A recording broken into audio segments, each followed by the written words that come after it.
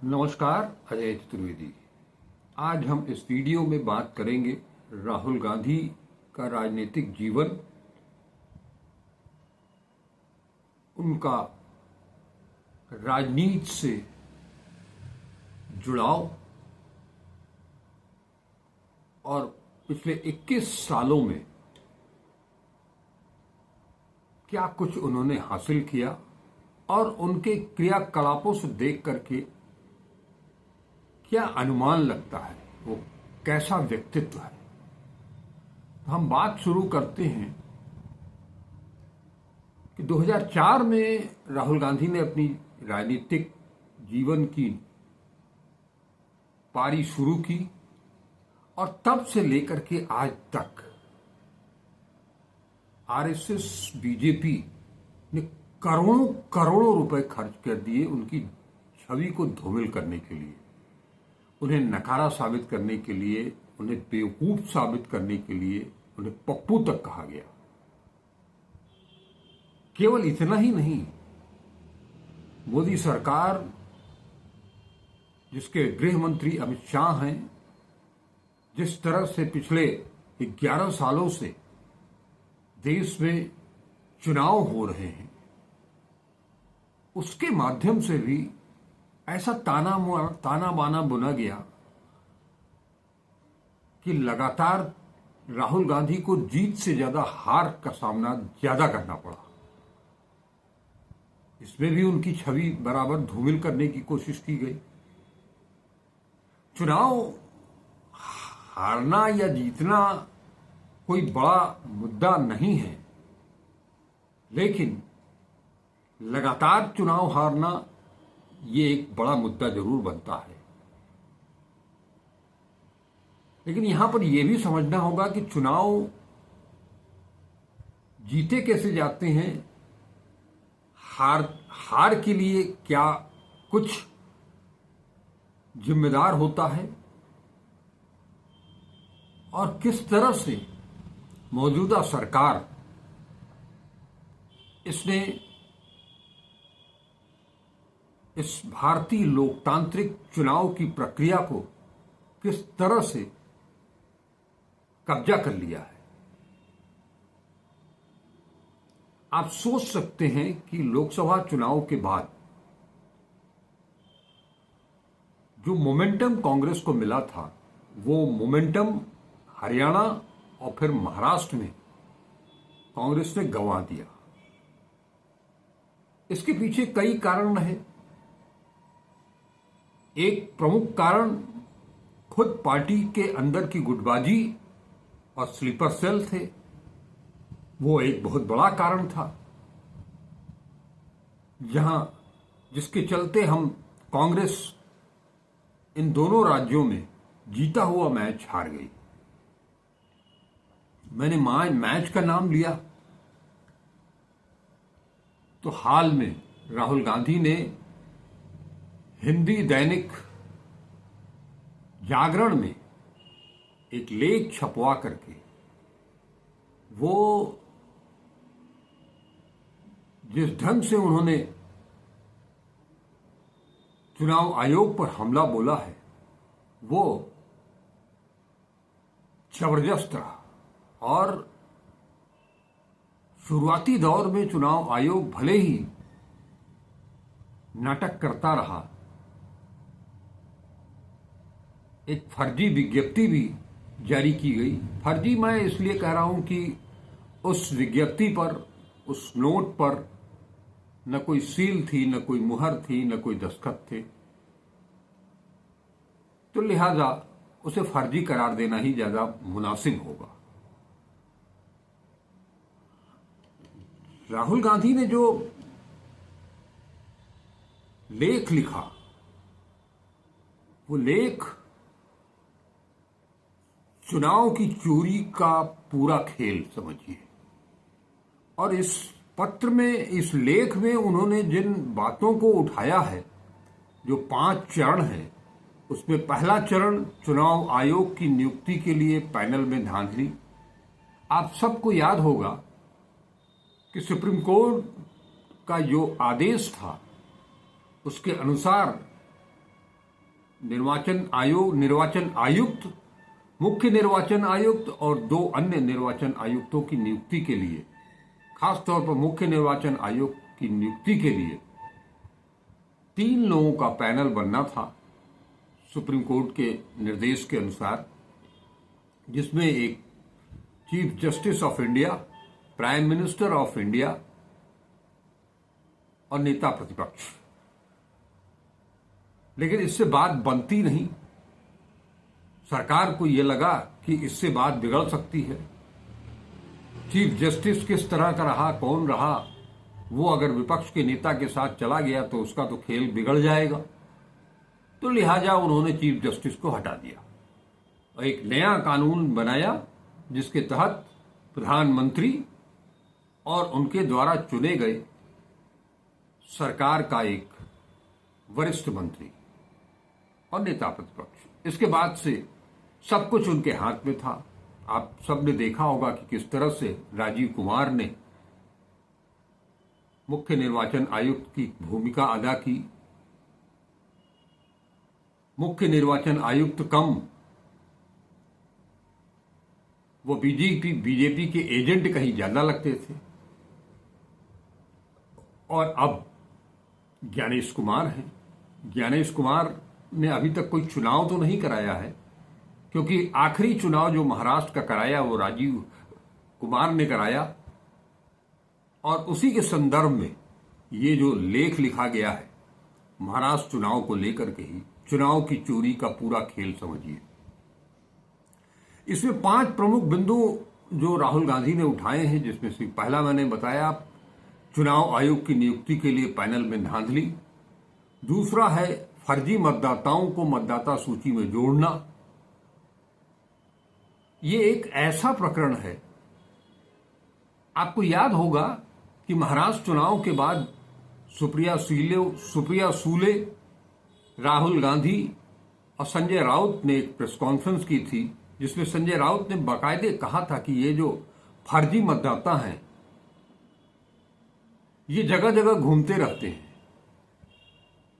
महाराष्ट्र के बाद दिल्ली का चुनाव होना था तो उन्होंने सीधे सीधे आरोप भी लगाया था कि अभी ये फर्जी मतदाता महाराष्ट्र में इन्होंने वोटिंग की है, अब ये दिल्ली में जाएंगे, कल बिहार में जाएंगे, उसके बाद उत्तर प्रदेश में जाएंगे, पश्चिम बंगाल में जाएंगे, यही घूमते रहते हैं। और ये इसी मुद्दे को पश्चिम बंगाल की मुख्यमंत्री ममता बनर्जी ने भी बहुत कायदे से समझा और पिछला चुनाव वो जीती तो सिर्फ इसी के बल पर कि उन्होंने बीजेपी और चुनाव आयोग की गणित को बहुत पहले से भांप लिया था और पूरी मुस्तैदी के साथ सरकार में रहते हुए वो चुनाव करवाया और फिर से सफलता हासिल की। ये ट्रिक राहुल गांधी को समझ में आई, लेकिन थोड़ा सा विलंब हो गया था। परिणाम घोषित हो चुके थे। महाराष्ट्र में तो यहां तक कर दिया गया कि जितने मतदाता 5 साल में नहीं बने, उससे कहीं ज्यादा लोकसभा चुनाव और विधानसभा चुनाव के बीच में 6 महीने के भीतर बन गए। ममता बनर्जी ने तो वो भी पकड़ा था जो कि उनके यहां कुछ ऐसे मतदाताओं की लिस्ट एक आई थी जिसमें वोटर आईडी उसकी संख्या को लेकर के सवाल खड़ा किया।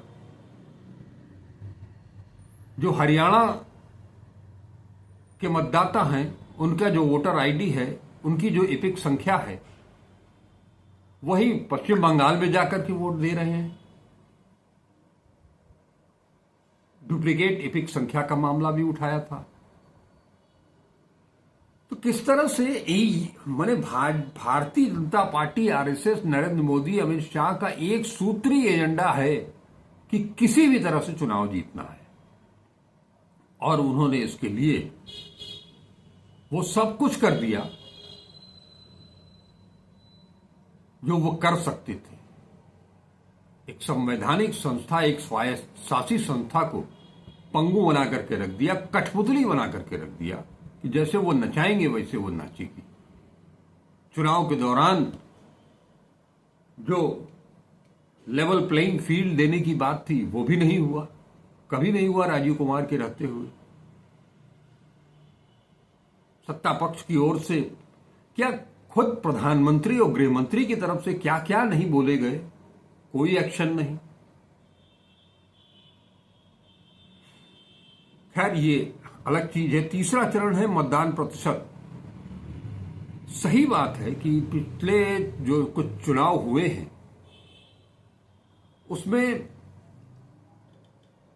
घंटे 2 घंटे नहीं बल्कि 12-12 दिन 14-14 दिन तक एग्जैक्ट फिगर नहीं आया कि कितने लोगों ने मतदान किया। और जब आया तो ऐसा अंतर आया, शाम 5 बजे जो रिपोर्ट आई उसमें जो मतदान प्रतिशत बताया गया उसमें और जो बाद में आई रिपोर्ट चुनाव आयोग की तरफ से, उसमें जमीन आसमान का अंतर था। तो ये मतदाता, उनका कहना है कि शाम को 5 बजे के बाद आमतौर पर होता है 1% 1.5% की वृद्धि हो जाती है, हमेशा से होती रही है। हम लोग प्रिंट मीडिया में अगले दिन का इंतजार करते थे, अगले दिन शाम तक जो है वो दोपहर या तीसरे पहर तक एग्जैक्ट फिगर आ जाती थी। आज कोई इसमें कोई नया नहीं है, लेकिन 10 दिन 12 दिन 14 दिन का इंतजार, और उसके बाद 5 बजे मतदान खत्म हुआ तो उसके बाद से लेकर के उस दिन कितनी वोटिंग हुई उसमें इतना ज्यादा 5-7% का अंतर हो जाए, ये तो थोड़ा विश्वास करना मुश्किल होता है। तो ये चीजें उन्होंने उठाई। चौथा चरण, फर्जी मतदान को ठीक वहीं लक्षित करें जहां भाजपा को जिताना है। मतलब कितनी बारीक इंतजाम सरकार ने किया है चुनाव आयोग से मिलकर के, वो साइंटिफिक ढंग से, कि किसी को ये कोई अगर आरोप भी लगाए तो उसे नकारा जा सके कि वहां आप जीत गए तो वहां कोई धांधली नहीं हुई, यहां आप हार गए तो यहां धांधली हुई। लेकिन चाहे वो लोकसभा का चुनाव हो, चाहे वो हरियाणा विधानसभा का चुनाव हो, चाहे वो महाराष्ट्र विधानसभा का चुनाव हो,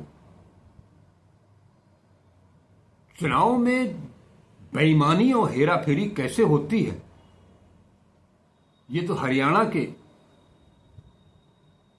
नगर पालिका मेयर चुनाव में भी देख चुके हैं हम लोग। और 5वां चरण है उनका, 5वां बिंदु है सबूत को छुपाना। इन 5 बिंदुओं पर राहुल गांधी ने अपने लेख के माध्यम से चुनाव आयोग को हिला डाला।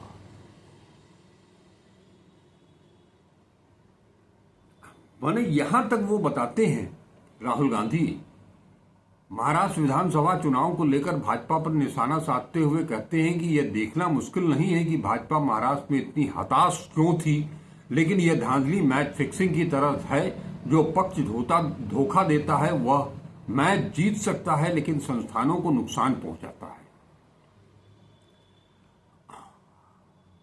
उन्होंने कहा कि इस तरह के परिणाम जनता का विश्वास नष्ट करते हैं। सभी चिंतित भारतीयों को सबूत देखना चाहिए और खुद फैसला करें, जवाब मांगे, क्योंकि महाराष्ट्र की मैच फिक्सिंग अगली बार बिहार में होगी और फिर वहां जहां भाजपा हार रही होगी।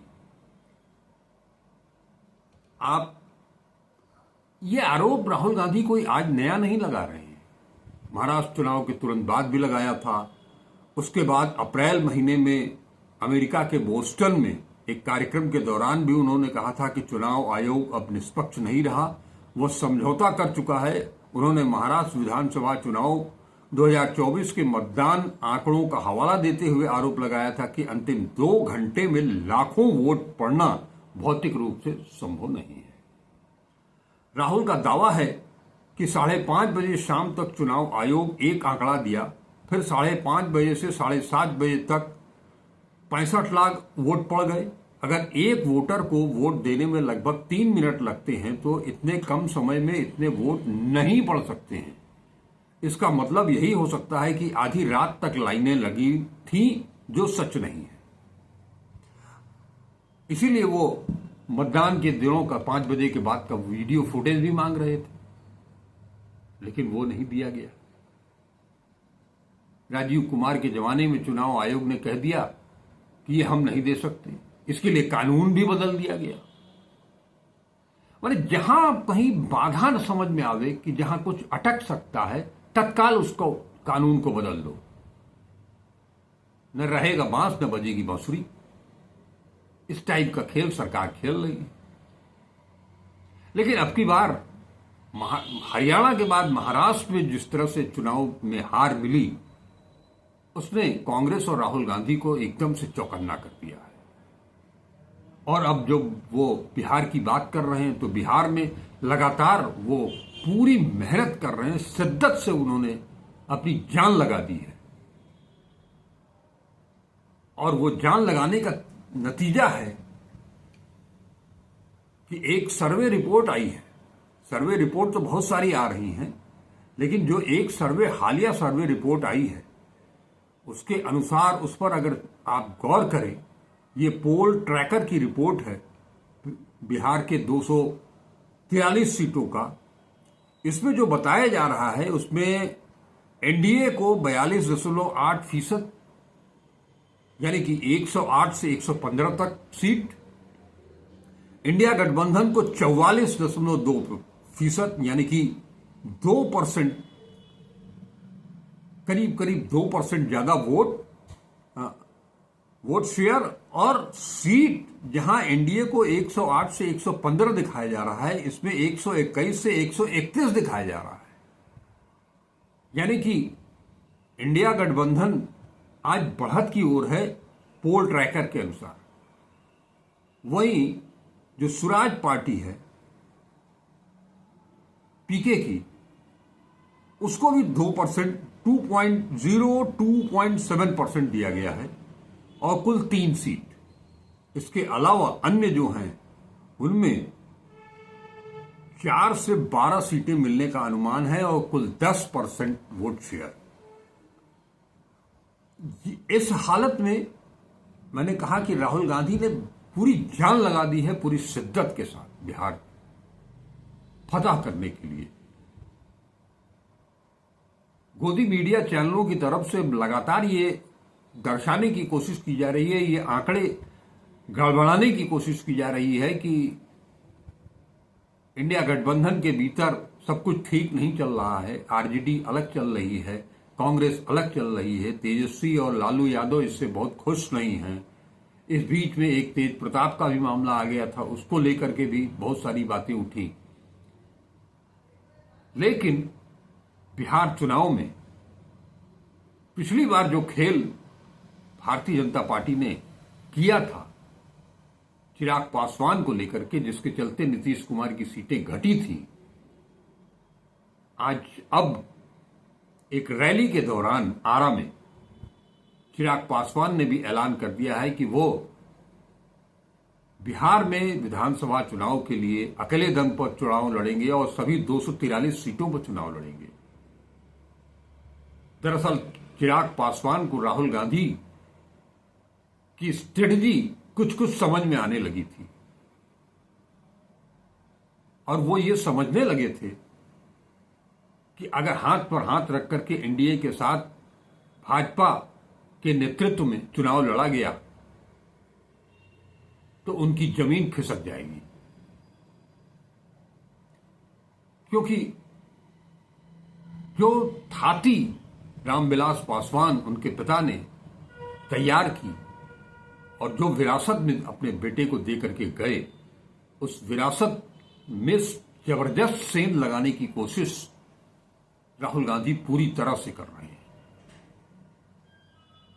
अब तक 5 दौरों में लगातार उन्होंने हिट किया है एनडीए सरकार को, और उनका पूरा फोकस दलितों पर है, महादलितों पर है, पिछड़ों पर है, अति पिछड़ों पर है, जिसके लिए वो गया चले जाते हैं, दशरथ मांझी के घर भागीरथ मांझी को गले लगाते हैं, उनके घर में झोपड़ी में घुस जाते हैं, वहां बैठते हैं, उनके परिवार के साथ उनसे बातचीत करते हैं। दरभंगा चले जाते हैं अंबेडकर छात्रावास में महादलितों से मिलने के लिए। जो सांगठनिक परिवर्तन किया उसमें एक ऐसा कद्दावर नेता को अध्यक्ष की बागडोर सौंप दी कि वो अलग बिहार में कांग्रेस को जगाए हुए हैं। मुजफ्फरपुर की घटना ने तो कांग्रेस को लीड दिला दी। कांग्रेस और उनके अध्यक्ष, प्रदेश अध्यक्ष राजेश राम का ही ये सब किया धरा रहा कि सरकार को झुकना पड़ा, कार्रवाई करनी पड़ी। मुजफ्फरपुर से लेकर के और पटना तक हॉस्पिटल के सुपरिंटेंडेंट को, डिप्टी सुपरिंटेंडेंट को हटाना पड़ा। और जिस तरीके से वो संविधान सुरक्षा सम्मेलन आयोजित कर रहे हैं और उसमें जिस तरह से पैनल डिस्कशन हो रहे हैं, जो लोग आ रहे हैं, लगातार दलितों और अति पिछड़ों महादलितों का में से छांट छांट करके जो चुनिंदा लोग चले आ रहे हैं। एक सह प्रभारी भी बना दिया दलित को, पासी जी को। राजेश राम ही हैं, पासी भी आ गए। ये सारी गणित एक एक स्टेप, अगर वो एक स्टेप भी रखते हैं तो उसके पीछे कम से कम शायद 10-15 दिन, 20 दिन, महीना भर उसका वो बाकायदे उसकी स्टडी होती है। उसके बाद फिर ये तय होता है कि अगला स्टेप क्या होगा। इस लिहाज से राहुल गांधी ने बिहार में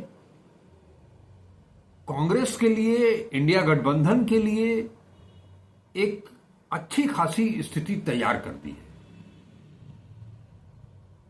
यहां कोई फुटमत वगैरह नहीं है, कोई मनभेद नहीं है। आपने देखा होगा कि जब दरभंगा में राहुल गांधी के खिलाफ एफआईआर दर्ज हुई तो तेजस्वी यादव सबसे पहले उन्होंने अपना बयान दिया था। और जब राहुल गांधी ने चुनाव की चोरी का मसला उठाया, लेख लिखा, तो उस पर भी तेजस्वी यादव आगे आए तुरंत। इन सब के पीछे कारण सिर्फ इतना ही है, लालू और तेजस्वी यादव को भी यह समझ में आ रहा है कि राहुल गांधी जो कर रहे हैं उससे इंडिया गठबंधन को, महागठबंधन को ही फायदा होना है। वजह साफ है कि एमवाई फैक्टर जो लालू यादव के साथ चल रहा है, वो फैक्टर तेजस्वी यादव के साथ भी काम कर रहा है। और एक चीज पूरे देश भर में ये जो मुस्लिम वोटर हैं, वो उन्होंने ये तय मन बना, वो कांग्रेस के साथ जाने को मन बना चुके हैं। वो कहीं इधर उधर नहीं जाने वाले हैं। देश का कोई कोना हो, केवल उन्हीं परिस्थितियों में वो कांग्रेस का साथ नहीं देंगे जबकि विपक्ष की दूसरी कोई पार्टी का कोई प्रत्याशी कांग्रेस प्रत्याशी से कहीं ज्यादा उम्मीदवार होगा और वो बीजेपी को हराने की स्थिति में होगा। ये आपने उत्तर प्रदेश में लोकसभा चुनाव के दौरान भी देखा। इतना ही नहीं, उत्तर प्रदेश में तो दलितों ने संविधान सुरक्षा के नाम पर, जो दलित उत्तर प्रदेश में इंडिया गठबंधन से जुड़े, वो उसके पीछे राहुल गांधी और कांग्रेस थी। राहुल गांधी और राहुल गांधी की कांग्रेस थी। तो ये पूरा फोकस है उनका।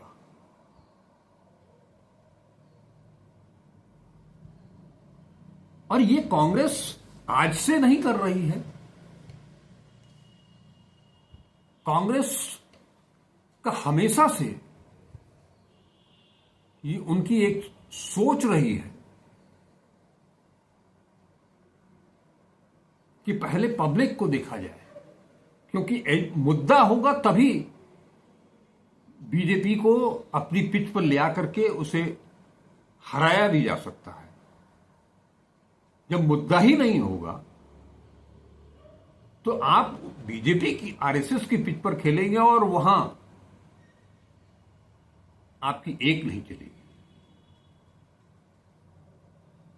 इसलिए जनता के साथ जुड़ना और उनकी बातों को उठाना, ये कांग्रेस का स्ट्रगल रहा है।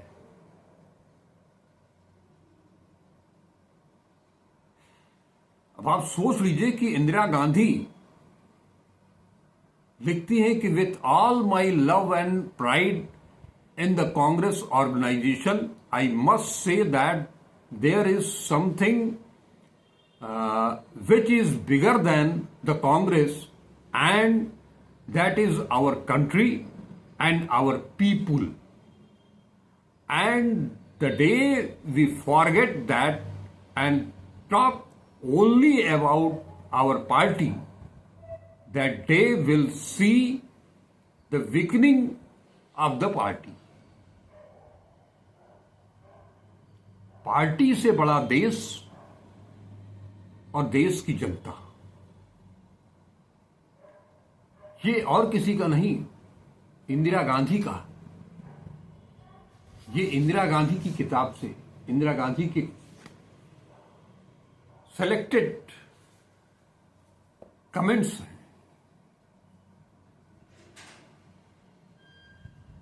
उसी रास्ते पर राहुल गांधी आगे चलना चाहते हैं। ये मैंने पहले भी आपको बताया है कि राहुल गांधी कांग्रेस को इंदिरा गांधी के कार्यकाल की कांग्रेस के समान मजबूत बनाना चाहते हैं। वो कांग्रेस जो किसी से डरती नहीं है, इसीलिए वो अपने कार्यकर्ताओं को बब्बर शेर कहते हैं।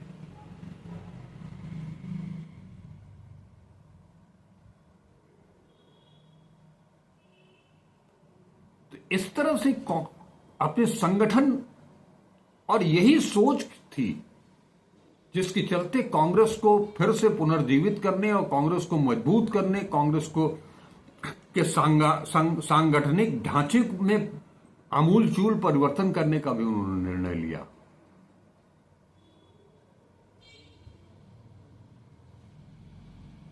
अब इतनी मेहनत के बाद वाजिब मुद्दों के साथ, आज आपको याद होगा कि कन्हैया कुमार को भेजा गया था पलायन रोको नौकरी दो के नारे के साथ। उन्होंने एनएसयूआई और यूथ कांग्रेस के साथ मिलकर के एक यात्रा निकाली। वो यात्रा कितनी सफल हुई, इसका नतीजा आप देख सकते हैं कि आज प्रशांत किशोर भी पलायन की बात करने लगे हैं। नौकरी की बात वो भी करते हैं। राहुल गांधी की स्ट्रेटजी की तारीफ करने लगे हैं। आगे चल करके क्या कुछ होगा ये मैं नहीं कह सकता, लेकिन आज की तारीख में बिहार में RJD, Bharatiya Janata party, JDU, Congress, Prashant Kishor और अब चिराग पासवान, ये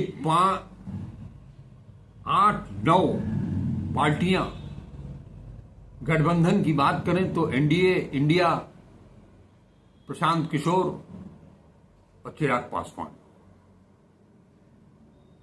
लेकिन कांग्रेस और राहुल गांधी ने जिस तरह से मिल करके बिहार में अपने आप को पुनर्जीवित किया है, वो चाहे महिलाएं हों, सबसे पहले उन्होंने यूथ को जोड़ने की कोशिश की, उसके लिए मुहिम चलाई। वो मुहिम आज भी जारी है। बेरोजगारी के नाम पर, शिक्षा के नाम पर, पेपर लीक के नाम पर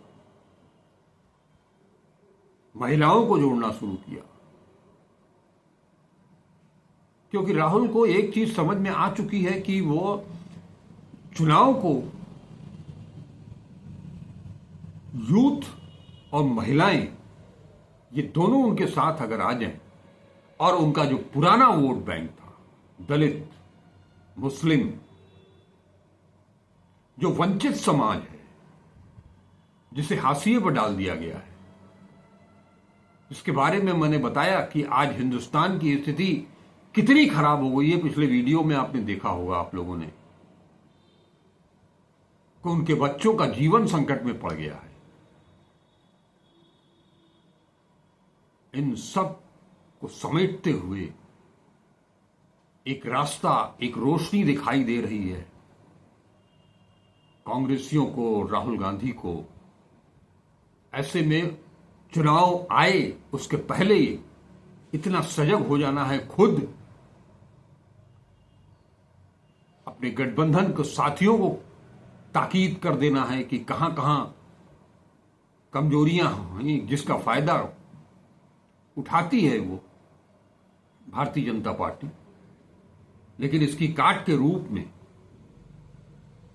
जिस तरह की समन्वय समिति बनी है महागठबंधन के भीतर, न केवल प्रदेश स्तर पर बल्कि अब उसको बूथ स्तर तक पहुंचाना है।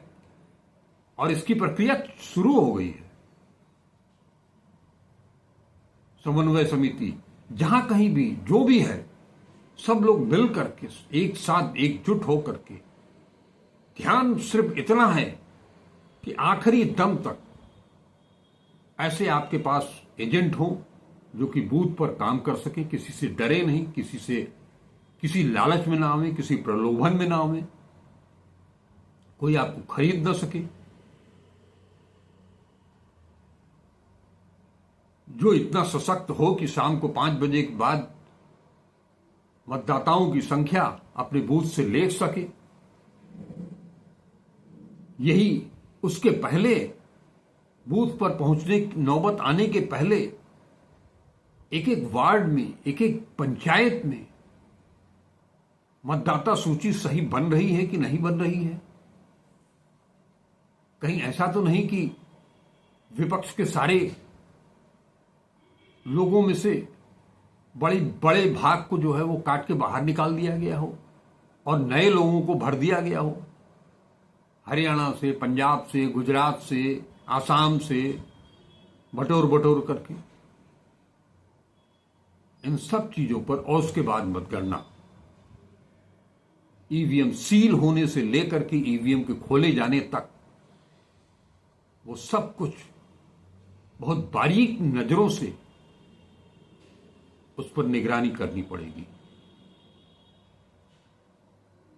कम से कम इस लेख के माध्यम से राहुल गांधी ने चुनाव आयोग को, भारतीय जनता पार्टी को, मोदी सरकार को ललकार तो दिया है और साथ ही इंडिया गठबंधन और महागठबंधन को सचेत भी कर दिया है, अपने लोगों को भी सचेत किया है। देखते हैं क्या होता है। आज बस इतना ही, लेकिन एक विनती है कि आप लोग वीडियो को पूरा देखें, अपने अमूल्य विचारों से मुझे भी अवगत कराएं और इसे ज्यादा से ज्यादा शेयर करें ताकि हमारी मेहनत कामयाब हो सके। चैनल को अब तक अगर सब्सक्राइब नहीं किया है तो उसे सब्सक्राइब जरूर करें। नमस्कार, अजय चतुर्वेदी।